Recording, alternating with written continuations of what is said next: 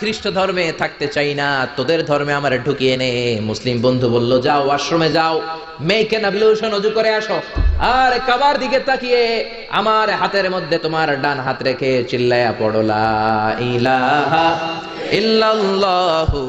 মুহাম্মাদুর রাসূলুল্লাহ সাল্লাল্লাহু